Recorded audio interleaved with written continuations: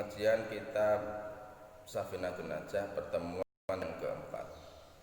Faslun arkanul Islam, adapun rukunnya Islam itu khamsatun, ada 5. Syahadat, rupanya bersaksi, an sesungguhnya berlakuan, itu la ilaha, tidak ada yang disembah dengan sebenarnya itu maujud, illallah, kecuali Allah. Wa anna Muhammadan, dan sesungguhnya Nabi Muhammad itu Rasulullah, utusan Allah.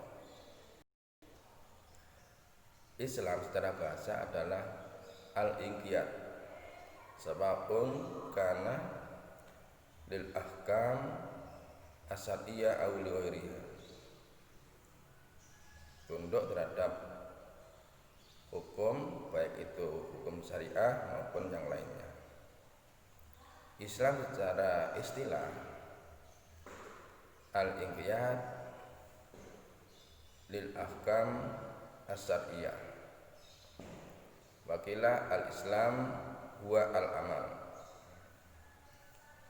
Dalam redaksi yang lain, al-islam ya al-inqiyad lima ja'a bihi an-nabi sallallahu alaihi wasallam bitiba'il awamiri wastinabin nawahi. Islam adalah tunduk kepada apa yang dibawa oleh Kanjeng Nabi Muhammad sallallahu alaihi wasallam dengan mengikuti perintah dan menjauhi larangan. Muhammad bin Abdullah bin Abdul Muttalib bin Hasim bin Abdul Manaf, menurut Imam Halimi dan Baihaqi, ini ada perbedaan pendapat tentang terwujudnya Nabi Muhammad. Menurut Imam Halimi bahwasanya Nabi Muhammad tidak diutus kepada para malaikat. Menurut Imam Suyuti, Syekh Taqiyuddin dan As-Subuki berpendapat bahwa Nabi Muhammad diutus kepada para malaikat. Imam Subuki menambahkan bahwasanya Nabi Muhammad diutus kepada semua para nabi dan umat terdahulu dengan sabdanya bu'istu ilan nasi kafah, aku diutus kepada manusia secara keseluruhan. Ini masuk di dalamnya umat mulai Nabi Adam sampai ila yaumil qiyamah. Menurut Imam Al-Barazi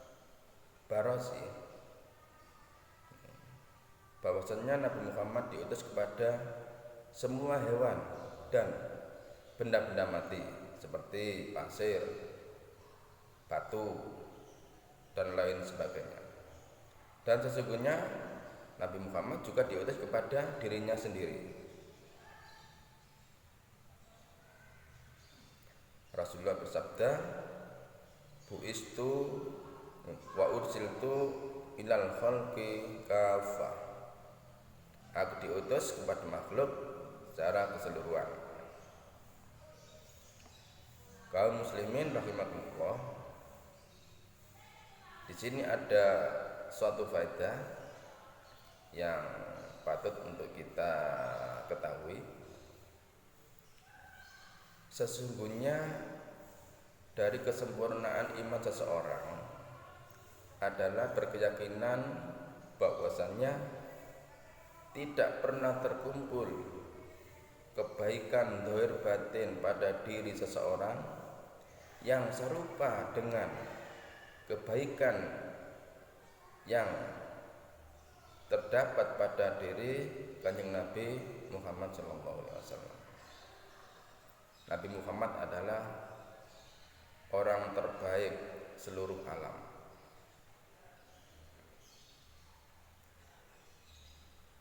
Wa iqamus sholati, yang kedua. Maaf, sebelum menjelaskan yang kedua, perlu diketahui yang pertama tadi adalah mengucapkan dua kalimat syahadat. Perlu diketahui bahwasannya orang yang mengucapkan dua kalimat syahadat itu dianggap sah sebagai orang Islam. Tapi dengan catatan orang itu mengerti arti dari dua kalimat syahadat.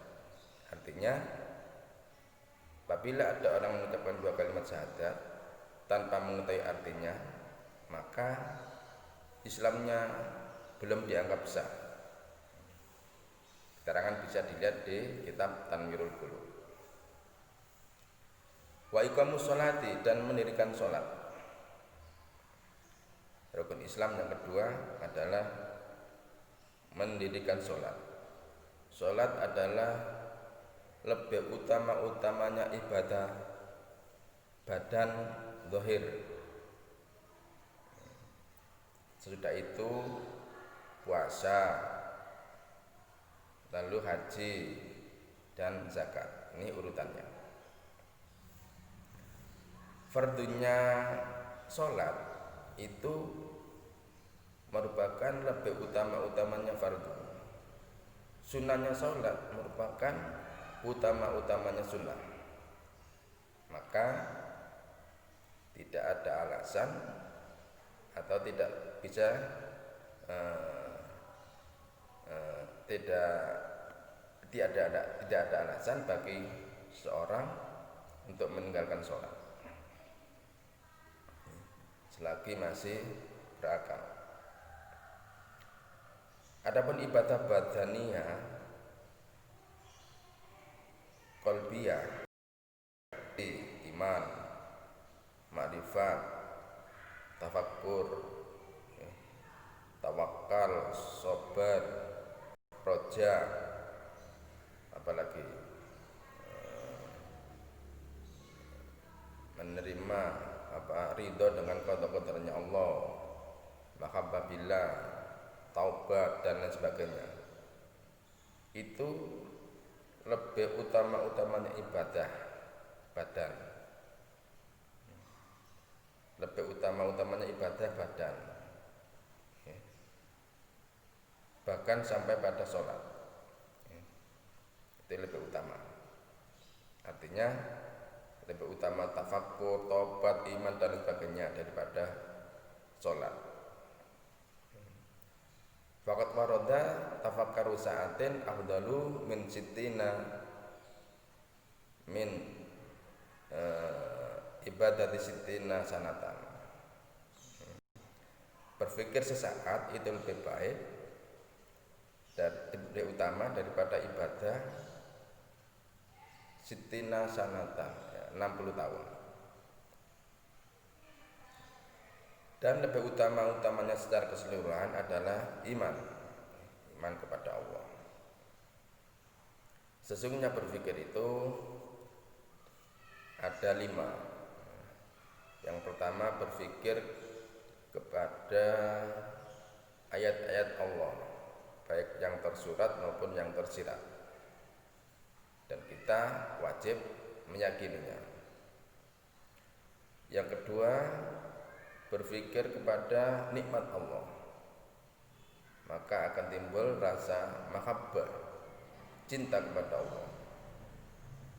Yang ketiga, berpikir terhadap janji Allah, maka akan timbul rasa senang.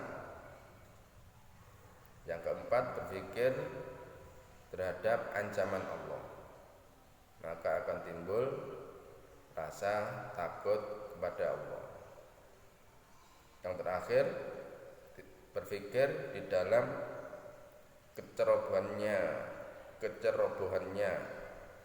diri kita atas ketaatan kepada Allah, dan yang timbul darinya adalah rasa malu kepada Allah. Imam Ahmad bin Athaillah mengatakan, salah satu dari tanda matinya hati adalah tidak ada rasa susah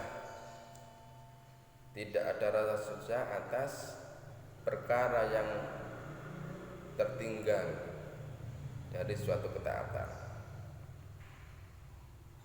dan tidak ada rasa penyesalan kepada sesuatu yang dilakukan dari sebuah kesalahan. Saya ulangi sekali lagi. Salah satu dari tanda matinya hati adalah tidak ada rasa susah kepada perkara yang tertinggal dari suatu ketaatan. Gak sholat, gak poso, gak zakat, dan lain sebagainya, gak susah sama sekali. Dan tidak ada rasa penyesalan terhadap sesuatu perbuatan yang dilakukan pada sesuatu yang menentang Allah, sesuatu yang bersifat mungkar atau kesalahan. Tidak ada rasa penyesalan.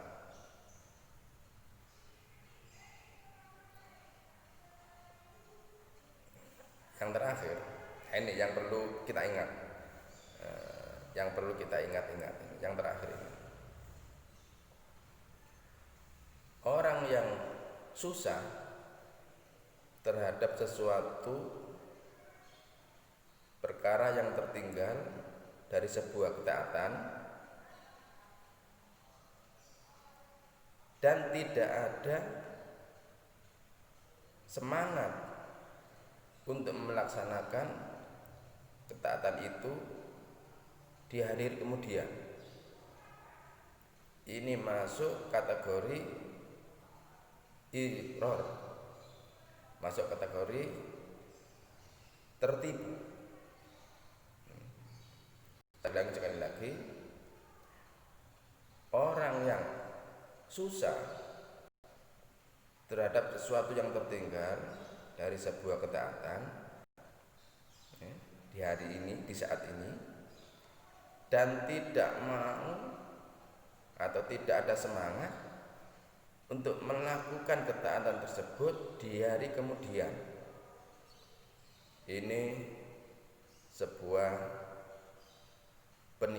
penipuan, artinya ini sebuah ighror.